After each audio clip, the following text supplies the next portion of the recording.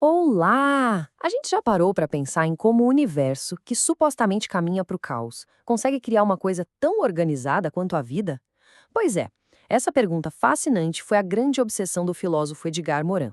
Na sua obra-prima, O Método, ele nos convida a repensar, bem, a repensar tudo.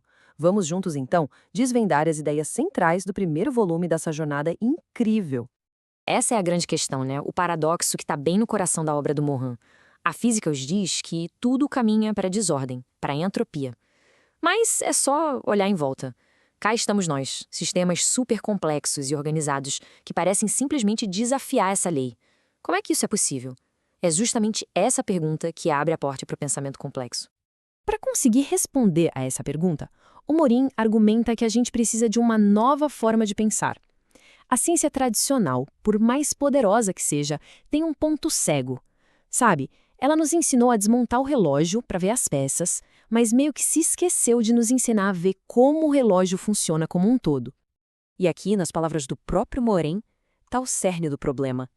A ciência clássica focou basicamente em duas coisas: nas leis previsíveis da ordem e na aleatoriedade da desordem. Mas e a organização? Aquela força que de fato cria estrelas, moléculas, seres vivos. Essa peça fundamental do quebra-cabeça acabou ficando de fora da equação. E essa imagem aqui mostra perfeitamente a diferença. De um lado, a gente tem a abordagem clássica, desmontar o sistema em pedacinhos, buscando uma causa e um efeito bem simples. Do outro, a proposta do Morin, em vez de separar, conectar. É entender que o todo é sempre mais do que a soma das suas partes e que propriedades totalmente novas podem emergir, ou seja, surgir, simplesmente das interações entre elas. Então, para construir essa nova visão, o Morin começa com os dois ingredientes básicos do cosmos, mas não como inimigos, e sim como parceiros. Vamos entender o que ele quer dizer com ordem e desordem.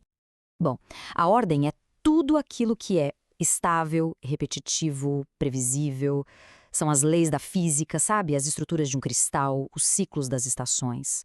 É como se fosse a gramática do universo, as regras que impedem que tudo seja um caos absoluto. Já a desordem, por outro lado, é o reino do acaso, é a agitação térmica, as colisões aleatórias, os encontros que ninguém esperava. É a energia bruta, a imprevisibilidade que move o universo e impede que ele fique parado, estático, morto. E aqui vem a grande virada de chave. A visão tradicional coloca ordem e desordem como opostos, numa batalha que não tem fim. Mas o Morin nos convida a ver de um outro jeito.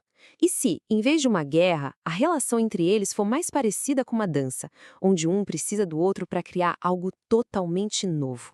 É justamente dessa dança que nasce o terceiro elemento, o conceito-chave que estava faltando na ciência clássica: a organização. A capacidade incrível que o universo tem de criar complexidade. Então, o ponto crucial é este aqui.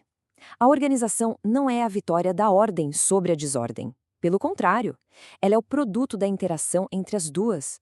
É o que acontece quando o caos é, de certa forma, contido por regras, gerando padrões que não são nem totalmente previsíveis, nem totalmente aleatórios. Vamos ver como isso se desenrola. Primeiro, a gente tem a interação constante entre esses dois polos. Depois, a ordem entra em cena.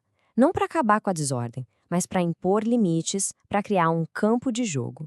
E é dentro desse campo que algo novo, a organização, pode finalmente emergir. Pensa só nisso. Uma nuvem de poeira cósmica é pura desordem, certo? Mas as leis da gravidade, que são a ordem, começam a agir, a criar centros, a puxar a matéria. E dessa interação nasce uma organização espetacular. Estrelas, planetas, um sistema solar inteiro. A organização nasceu da união entre o caos e a lei. Agora, vamos levar essa ideia para o exemplo mais impressionante de organização que a gente conhece: a própria vida.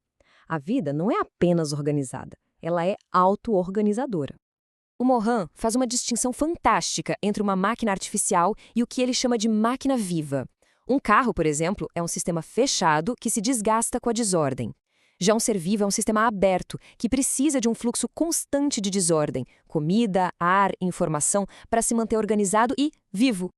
E como é que a vida faz isso? Através do que o Morin chama de loop recursivo. É uma ideia fascinante, de verdade. Pensa numa célula. Ela produz os componentes que, por sua vez, produzem a própria célula. O fim do processo é o começo do processo. A vida é um sistema que está a cada segundo se criando. Então, aqui está o paradoxo final. A vida parece ser o auge da ordem, mas ela só consegue manter essa ordem porque está o tempo todo importando desordem do ambiente e usando essa desordem como combustível.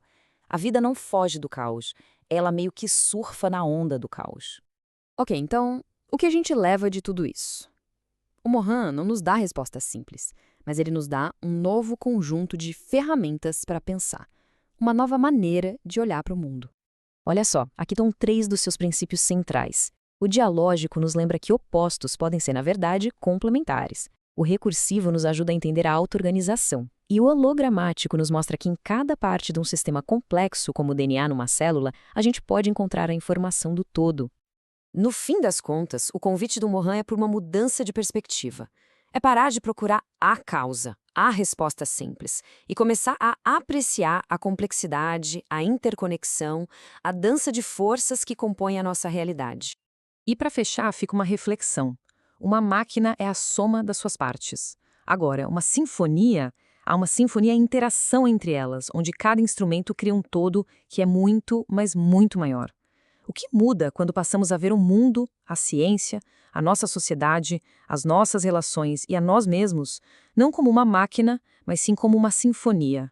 A resposta, talvez, seja a própria essência do pensamento complexo.